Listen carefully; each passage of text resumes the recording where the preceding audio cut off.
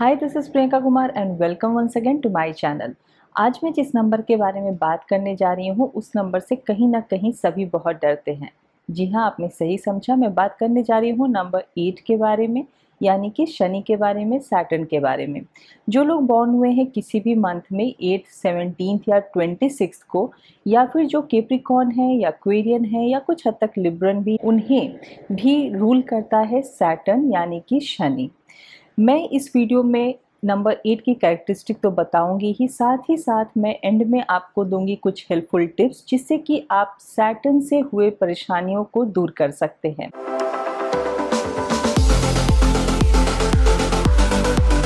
Saturn से हुई बहुत सारी परेशानियां होती हैं, जैसे कि आपको बहुत सारी कोर्ट केसेस का सामना करना पड़ सकता है। आप मेहनत बहुत करते हैं लेकिन आपको उसका रिजल्ट नहीं मिलता, आपके सारे काम बहुत धीरे धीरे होते हैं या रिलेशनशिप इश्यूज होते हैं। तो ऐसी बहुत सारी प्रॉब्लम्स को आप सॉल्व कर सकते हैं मेरे कुछ हेल्पफुल टिप्स को फॉलो करके। इससे पहले कि मैं इस वीडियो को शुरू करूं, जो भी लोग मेरे इस चैनल पे नए आए हैं, मेरे वीडियो को फर्स्ट टाइम देख रहे हैं, मैं उन्हें यही रिक्वेस्ट करना चाहूँगी कि मेरे इस चैनल को सब्सक्राइब कीजिए, क्योंकि हमेशा मैं यही कोशिश करती हूँ कि आपको बहुत ही सिंपल तरीके से न्यूमरोलॉजी के बेनिफिट्स देती रहूँ। यदि आपको मेरा ये वीडियो अच्छा लगे तो इसे लाइक कीजिए, अपने फ्रेंड्स और फैमिली के बीच में इसे शेयर कीजिए। यदि आप मुझसे कंसल्ट करना चाहते हैं न्यूमरोलॉजी के लिए तो आप मेरे वेबसाइट के थ्रू या मेरे व्हाट्सएप नंबर के थ्रू आप मुझसे कंसल्ट कर सकते हैं। नंबर 8 की सारी कैरेक्टरिस्टिक को यदि मैं बहुत ही सिंप्लीफाई करके बताऊं तो जैसे कि हम 8 लिखते हैं, एक सर्कल ऊपर होता है और एक सर्कल नीचे होता है, तो कहीं ना कहीं उनकी पूरी लाइफ वैसी ही होती है। यदि फर्स्ट हाफ बहुत ही अच्छा रहा तो सेकंड हाफ में स्ट्रगल देखना पड़ता है। यदि सेकंड हाफ बहुत अच्छा रहा तो फर्स्ट हाफ में स्ट्रगल देखना पड़ता है। यदि बहुत अच्छे कोई इंसान होते हैं नंबर 8 के, तो एट द सेम टाइम आपको नंबर 8 के कुछ ऐसे लोग भी मिलेंगे जो बहुत गलत काम करते हों। यदि नंबर 8 के लोगों ने बहुत सक्सेस देखा अपनी लाइफ में तो कभी ना कभी उन्हें फेलियर भी देखना पड़ता है। यदि रिलेशनशिप में यदि पहले कुछ इश्यूज आ गए तो बाद में जो रिलेशनशिप होता है उसमें बहुत अच्छा चलता है। तो कुछ ना कुछ ऐसी प्रॉब्लम्स होती रहती हैं जहाँ की लाइफ स्टेबल नहीं होती। लेकिन क्या हम सबकी लाइफ में ऐसा नहीं होता? क्या हम सबकी लाइफ में दुख सुख, हंसी खुशी, सौरो या हैप्पीनेस, ये सब तो आती जाती रहती है। तो फिर नंबर 8 अलग क्यों है? नंबर 8 अलग इसलिए है क्योंकि उनकी लाइफ में ये चीज़ बहुत ही कांस्टेंट होती है। ये चीज़ हमेशा उनकी लाइफ में देखा जाता है। लेकिन बाकी नंबर्स में ये ज़रूरी नहीं है कि यदि आपका फर्स्ट पार्ट ऑफ लाइफ बहुत अच्छा हुआ तो सेकंड पार्ट ऑफ लाइफ में आपको स्ट्रगल देखना पड़ सकता है। ये चीज़ें हो सकती हैं फॉर द टाइम बिंग के लिए, लेकिन फिर वो सही भी हो जाती हैं दूसरे नंबर्स के साथ। लेकिन नंबर 8 की लाइफ में स्ट्रगल बना रहता है। नंबर 8 के बहुत सारे कैरेक्टरिस्टिक्स हैं, जैसा कि नंबर 8 डिनोट करता है डिसिप्लिन को। जो नंबर 8 के लोग होते हैं वो डिसिप्लिन में बहुत अच्छे होते हैं, बहुत रिस्पॉन्सिबल होते हैं। वो घर की जिम्मेवारी या अपनी जिम्मेवारी वो बखूबी समझते हैं, बहुत हार्ड वर्किंग होते हैं। वो जो भी काम करते हैं बहुत मेहनत और लगन के साथ वो काम करते हैं, बहुत ही मेटिकुलसली करते हैं और उस काम को वो एंड तक ज़रूर पहुंचाना चाहते हैं। इसीलिए क्योंकि हम सभी जानते हैं कि सैटर्न एक स्लो मूविंग प्लैनेट है, उसे सन के अराउंड एक चक्कर लगाने में करीब करीब 29.5 ईयर्स लग जाते हैं। तो इसीलिए जो नंबर 8 के लोग होते हैं थोड़े स्लो होते हैं। वो कोई भी काम करते हैं वो एंड तक ज़रूर फिनिश करते हैं, लेकिन उनका जो अप्रोच होता है वो थोड़ा स्लो होता है। वो बहुत सोच समझ कर काम करते हैं, बहुत धीरे धीरे काम करते हैं और उन्हें रिजल्ट भी कहीं ना कहीं बहुत स्लो रिजल्ट देखने को मिलता है। किसी भी काम का उन्हें फास्ट रिजल्ट नहीं मिलता, उन्हें तुरंत सक्सेस नहीं मिलता। उन्हें सक्सेस देखने के लिए बहुत मेहनत करनी पड़ती है, बहुत इंतज़ार करना पड़ता है। नंबर 8 के लोग आर्ट से भी जुड़े होते हैं, उन्हें क्लासिकल म्यूज़िक सुनना बहुत पसंद आता है, लेकिन उनका थोड़ा टेस्ट अलग होता है। वो बहुत ही मेलनकॉलिक टाइप क्लासिकल म्यूज़िक सुनना पसंद करते हैं, जहाँ थोड़ा सैडनेस हो, अकेलापन हो। उन्हें नेचर बहुत पसंद आता है, उन्हें लैंडस्केप, ब्यूटी, फ्लावर्स, ये सारी चीज़ें उन्हें बहुत अच्छी लगती हैं। लेकिन वो हमेशा लोनली एट हार्ट होते हैं, क्योंकि वो अपनी प्रॉब्लम्स को दूसरों के सामने जल्दी नहीं रखते, वो अपनी प्रॉब्लम्स को अपने तक ही रखते हैं। इसीलिए वो हाईली मिसअंडरस्टूड लोग भी होते हैं, उन्हें लोग जल्दी नहीं समझते। हालांकि वो बहुत रिलायबल होते हैं लेकिन लोग उन्हें जल्दी समझ नहीं पाते। बहुत बार ऐसा भी होता है, लोग उनकी अहमियत उनके जाने के बाद ज़्यादा समझते हैं। नंबर 8 के जो लोग होते हैं उन्हें डिप्रेशन जैसी प्रॉब्लम्स को भी फेस करना पड़ता है। नंबर 8 के लोगों को हमेशा ये एडवाइजेबल होता है कि वो अर्ली मैरिज नहीं करें। बहुत बार या तो डिवोर्स हो जाता है या फिर मैरिज चलती भी रहती है लेकिन वो बहुत ज़्यादा हैप्पीली मैरिड नहीं रहते, इसीलिए वो उन्हें थोड़े लेटर एज में शादी करनी चाहिए। नंबर 8 के लोगों को हमेशा से ये भी देखा गया है कि वो कोई भी ऐसा काम जहाँ वो रिसर्च बेस्ड हो या साइंस से रिलेटेड हो, मैथमेटिक्स से रिलेटेड हो या रियल एस्टेट से रिलेटेड हो, कंस्ट्रक्शन हो गया, ऐसे कोई भी काम में वो बहुत अच्छे होते हैं। नंबर 8 के लोग जो भी काम करते हैं उसमें बहुत ही कंसिस्टेंट भी होते हैं। जैसा कि मैंने आपको बताया कि नंबर 8 जैसा हम लिखते हैं एक सर्कल ऊपर और एक सर्कल नीचे, तो यदि कुछ लोग जो बहुत अच्छे होते हैं, बहुत ही हार्ड वर्किंग होते हैं, वहीं कुछ नंबर 8 के लोग बहुत लेज़ी भी होते हैं। यदि कुछ लोग बहुत ही लॉयल होते हैं, बहुत ही डिलिजेंट होते हैं, वहीं कुछ लोग गलत काम में भी चले जाते हैं। तो अक्सर ये देखा जाता है कि दोनों तरह के लोग आपको देखने को मिलेंगे सेम नंबर के ही। नंबर 8 के लोगों में यदि मैं हेल्थ के बारे में बताऊं तो उन्हें रूमेटिज्म, पैरालिसिस, डिप्रेशन ऐसी जैसी बीमारियां होती हैं। सैटर्न के बारे में हम सब जानते हैं कि ये एक गैसियस प्लैनेट है, ये एक गैसियस जायंट भी है जिसमें कि हीलियम और हाइड्रोजन जैसे गैस भरे हुए हैं। ये गैस पे आप वहाँ लाइफ एक्सपेक्ट नहीं कर सकते, इसीलिए वहाँ इसे एसोसिएट कर दिया गया है सॉरो से, डेथ से। तो नंबर 8 के बारे में इसीलिए कहा जाता है कि लोग दूर रहते हैं कि ये हमेशा जब भी आपके लाइफ में सैटर्न आता है तो आपको सॉरो आता है, जबकि ऐसा नहीं है। जो नंबर 8 है वो एक टीचर की तरह है, वो एक आपके लिए एक प्रिंसिपल की तरह है जो आपको सिखाता है, जो आपको हार्ड वर्क करने पर आपको रिजल्ट देता है। ठीक वैसे ही जैसे यदि आप अच्छे काम करते हैं, आपका वर्क अच्छा रहता है तो टीचर आपको अच्छे मार्क्स भी देते हैं, लेकिन यदि आपका काम अच्छा नहीं रहता तो टीचर आपको फेल भी कर देते हैं। तो वैसे ही सैटर्न एक टीचर की तरह बिहेव करता है। वैसे ही जैसे कि यदि हम गाड़ी चलाना जब शुरू करते हैं और हम जब नए नए होते हैं तो हमेशा हमारा ध्यान जाता है कभी गियर पे या कभी ब्रेक पे, कभी क्लच पे, लेकिन बहुत प्रैक्टिस के बाद हम बहुत ही आराम से सामने देखकर गाड़ी चलाते हैं और हमारा फिर ऑटोमेटिकली वो गियर, क्लच, ब्रेक उन सब पे हमारा कंट्रोल होने लगता है। तो वो जो प्रैक्टिस है वो हमें सैटर्न देता है। वो हार्ड वर्क से जो हमारा प्रैक्टिस बना और हमारी उस चीज़ में जो मास्टरी आती है वो एक्चुअली सैटर्न की वजह से आती है।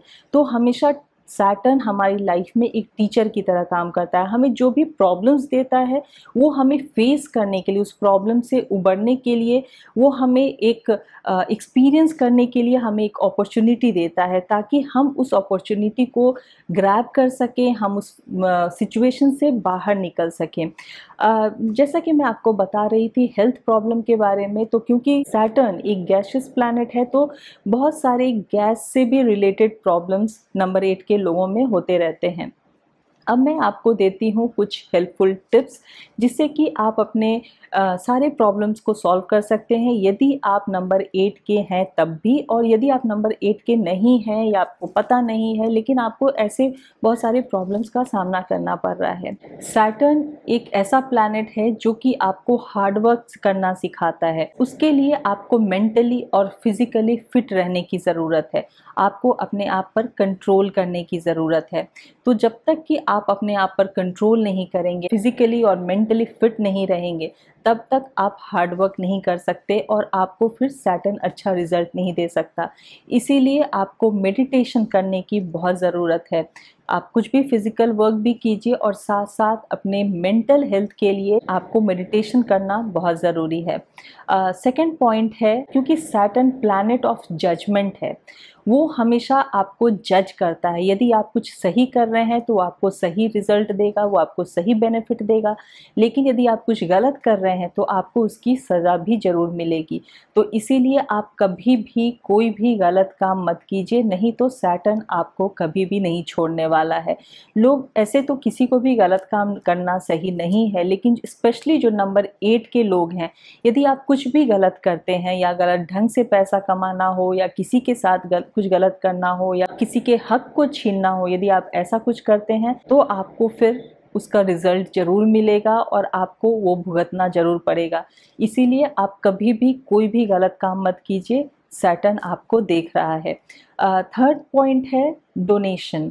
जब आप कुछ भी दान करते हैं, चाहे वो पैसे का दान हो या कुछ मटेरियलिस्टिक चीज़ का दान, जैसे कुछ कंबल दिया, कुछ कपड़े दिए, ऐसा जब आप दान करते हैं तो भी आपका सैटर्न स्ट्रांग होता है। लेकिन क्योंकि सैटर्न हार्ड वर्क का प्लैनेट है, कर्मा का प्लैनेट है, तो इसीलिए आपको श्रम दान करना भी बहुत ज़रूरी है। मतलब कि आप अपने टाइम को डोनेट कीजिए, अपने एफर्ट को डोनेट कीजिए।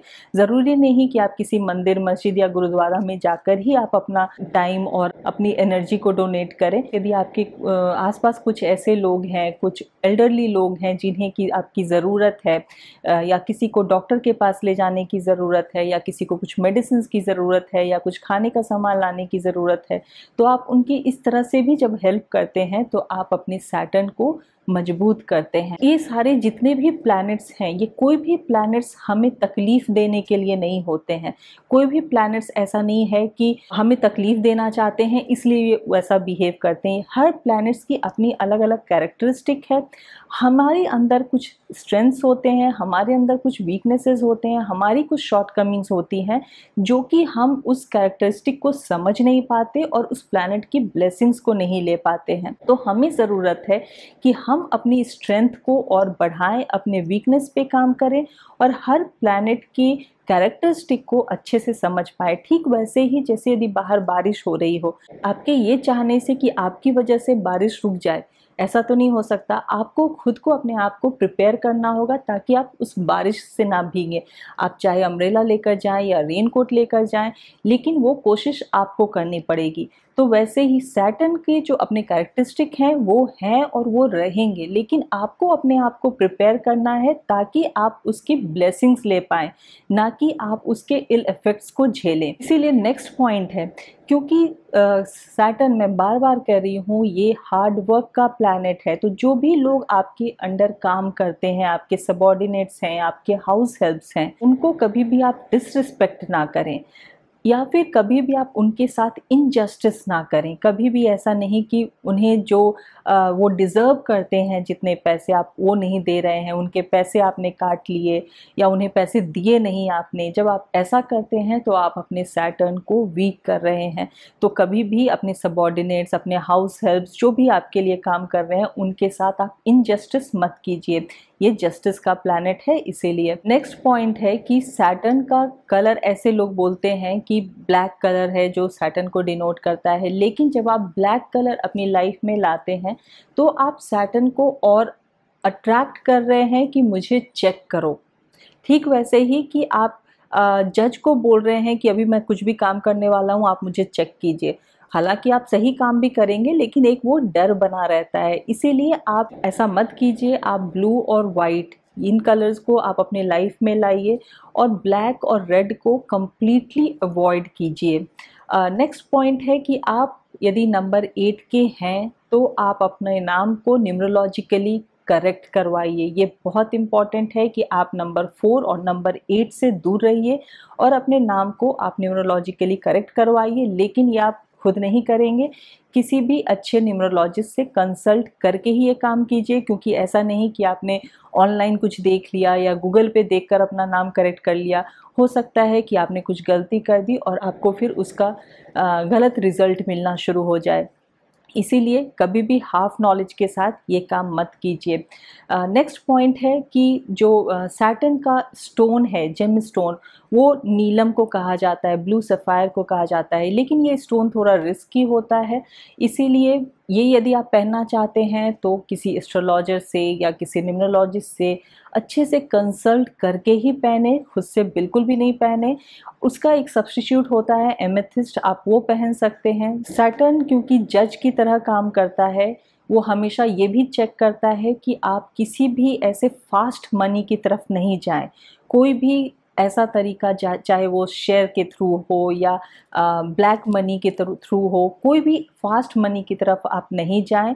जो कन्वेंशनल तरीका है कमाने का, चाहे आप नौकरी कर रहे हैं, बिजनेस कर रहे हैं या कोई भी काम कर रहे हैं, लेकिन उसे बहुत ही ट्रूथफुली करें, नहीं तो आपको सैटर्न अच्छे रिजल्ट नहीं देगा। आई होप कि आपको ये सारे पॉइंट्स अच्छे लगे होंगे और इजी टू फॉलो लगे होंगे। आप इन सारे पॉइंट्स को फॉलो कीजिए, अपने आप में बदलाव लाइए, अपनी पर्सनालिटी में, अपने बिहेवियर में बदलाव लाइए और फिर देखिए कि आपको सारे प्लैनेट्स अच्छे रिजल्ट्स ही देंगे। क्योंकि इंसान का धरती पर आना और जाना, इस पर कोई कंट्रोल नहीं होता, लेकिन इन बिटवीन हम जो लाइफ जी रहे हैं वो हम एक अच्छी लाइफ जिए, वो हम एक ऐसी लाइफ जिए ताकि हम दूसरों के लिए भी एक एग्जाम्पल देकर जा सकें। तो वैसी लाइफ जीने के लिए, एक एग्जाम्पल सेट करने के लिए, एक हैप्पी लाइफ जीने के लिए आप इन सारे बिहेवियरल चेंजेस को फॉलो कीजिए और सारे प्लैनेट्स की ब्लेसिंग्स को पाइए। यदि आपको ये वीडियो अच्छा लगा तो आप इसे लाइक कीजिए, अपने फ्रेंड्स और फैमिली के बीच में इसे शेयर कीजिए और यदि अभी तक आपने मेरे इस चैनल को सब्सक्राइब नहीं किया है तो प्लीज़ इसे सब्सक्राइब कीजिए and don't forget to press that bell icon to get all the notifications. मैं नेक्स्ट वीडियो में फिर आपसे मिलूंगी। आपसे मैं नंबर 9 के बारे में बात करूंगी, मार्स के बारे में, मंगल के बारे में बात करूंगी। Till then take very good care of yourself, stay safe.